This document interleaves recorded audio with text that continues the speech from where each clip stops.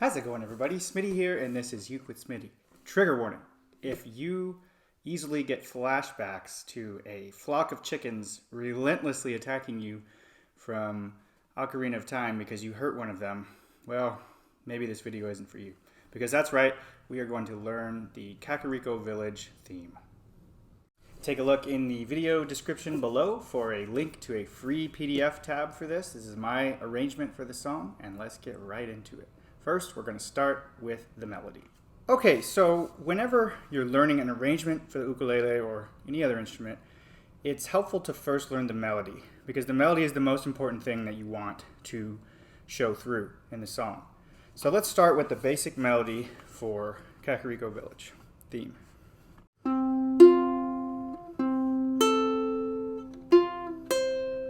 Then you repeat that again.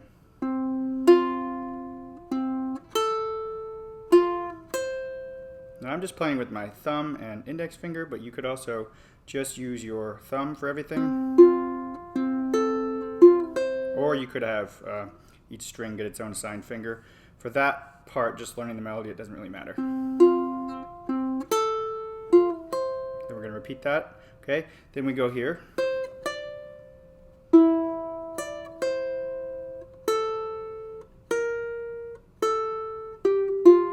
One more time.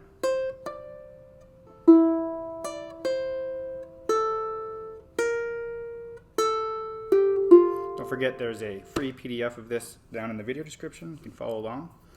Okay, so it's that first part, repeated, second part, and then basically there's one more part. And the song is quite simple, and this is the second part.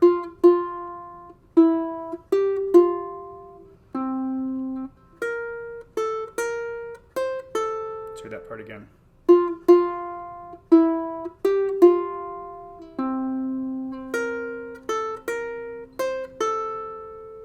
Two more measures. One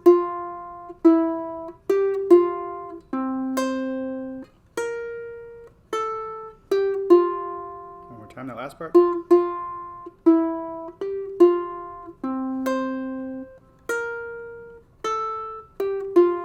Okay, so the melody altogether is like this.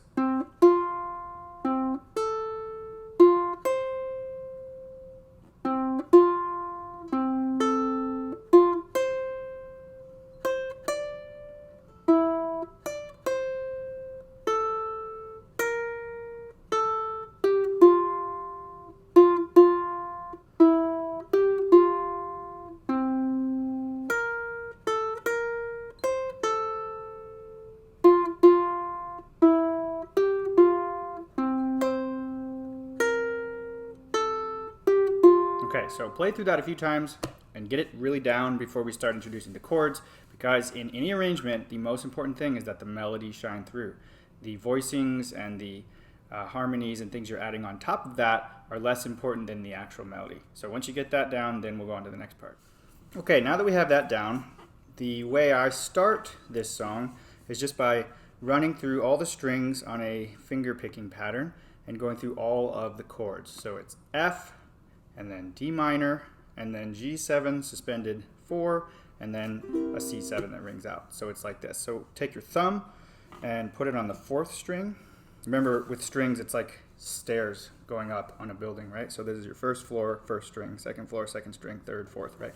So high G or low G, if you have a linear ukulele, is the 4th string. So you're going to put your thumb there, put your index finger on the 3rd string, your middle finger on the 2nd string, and your ring finger on the 1st string. So every string gets its own finger for that part. Okay, so we'll play it by going through F, and we'll do every string. So practice that pattern first before you go through everything. And it might be helpful just to practice it with no chord at all. This is your first foray into ukulele finger style, that might be a little challenging for you because every string is getting its own finger, or finger getting its own string, however you want to look at it. So we go through every chord with F, D minor, G7 suspended 4, and C7. And the C7 we actually don't finger pick, we just strum. So it sounds like this. D minor, G7 suspended 4, and then one more time.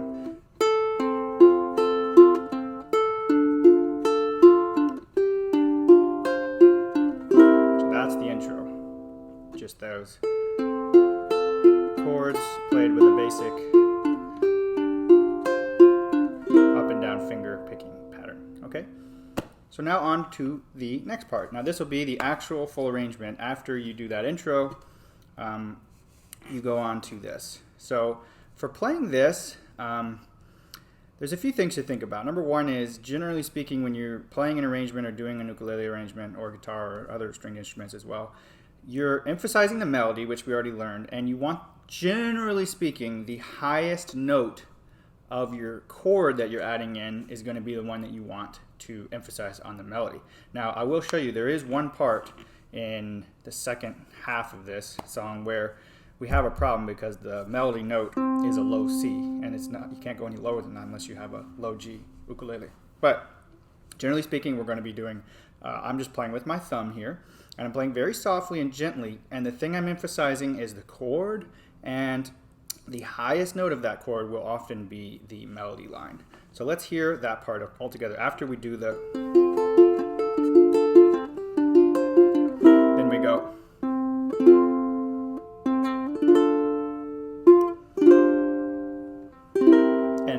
In all of these, you can accent a little bit in between the chords with like a little bit of a strum. You can go like,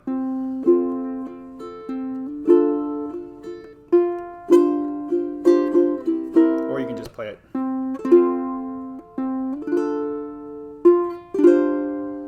And we repeat that again. Oh, shouldn't have hit that high string. So actually, yeah, there's a technique that we're going to work on here where you just hit 3 strings at a time, or in one case 2.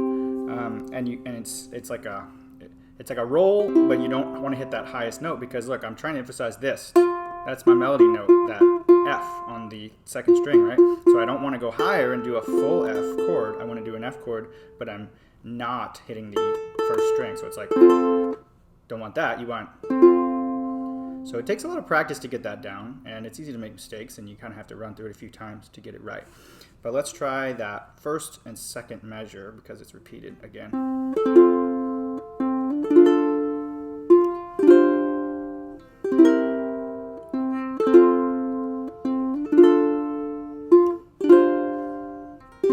Okay, so that's that first part. Now the second part, what you'll find is that you'll have a little bit of a difficult stretch here. So we're going to make a B flat chord, but you're going to need to use your pinky to stretch all the way up to the 5th fret there. It'll be like this. Now if that's a struggle for you, practice that, because you do need to hit every string in there in addition to that, right? So it goes like this. You usually, after that C7 in the measure before it, I set up the B flat chord, and then I just have my pinky here, and I play that fret 3. Now that's probably the hardest stretch in the whole song. Okay, then it's open. And then you play an F with a the first string, 3rd fret out in. Then just a regular B flat. And a C6, all open. And an F where you don't play the highest string. So all together it sounds like that.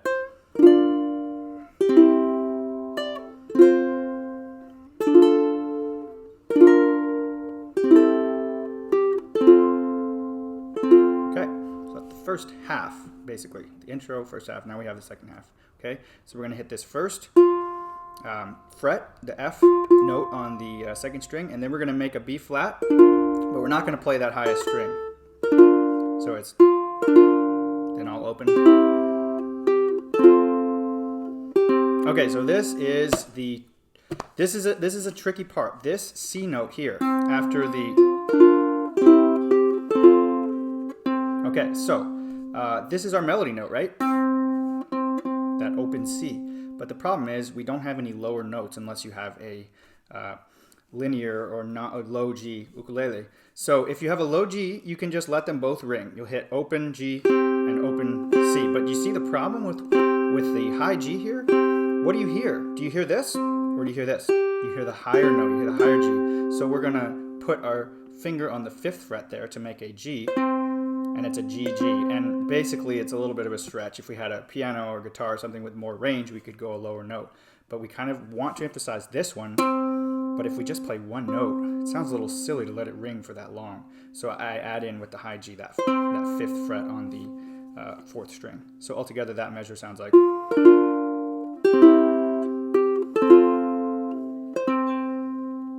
Okay, if you have a low G, you just let that low G ring out as well at the same time. Okay, on to the next measure.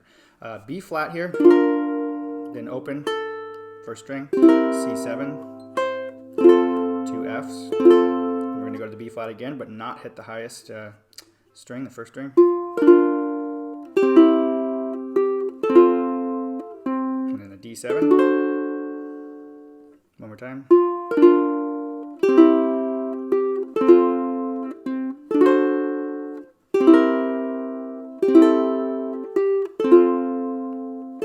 Okay, that is the whole song.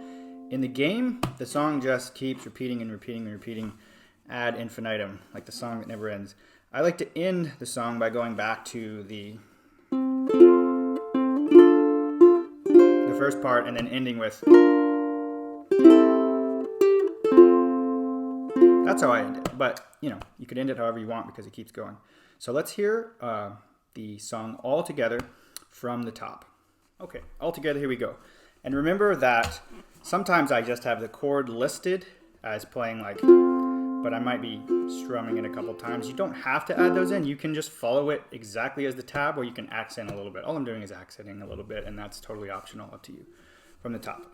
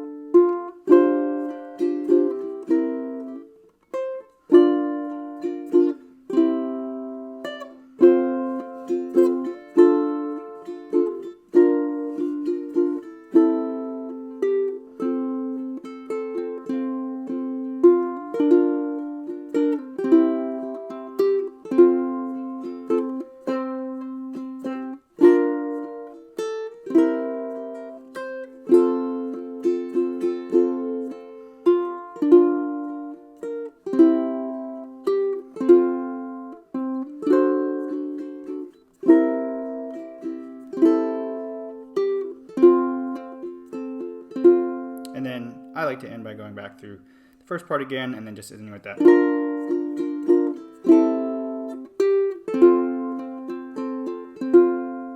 Okay, so here's another way to do it. I do not have the tab for this one, but I would just like to demonstrate how you can get even more, I don't know what the word would be, ritzy. You can add in even more fills, even more notes in between the melody notes, really. Because all you can do for an arrangement with the uke is add a chord on top of the note, so maybe it's like, right? Or you can do it in between, so it would be like, all those would be in between. Okay, so I'm gonna do the same thing, but I'm gonna add in some notes in between. I don't have the tab for this one, but I just like to demonstrate it for you. This is something I do a lot of, and I really like to utilize that high G. So with kind of a razzle dazzle and lots of embellishments added in, it could sound something like this.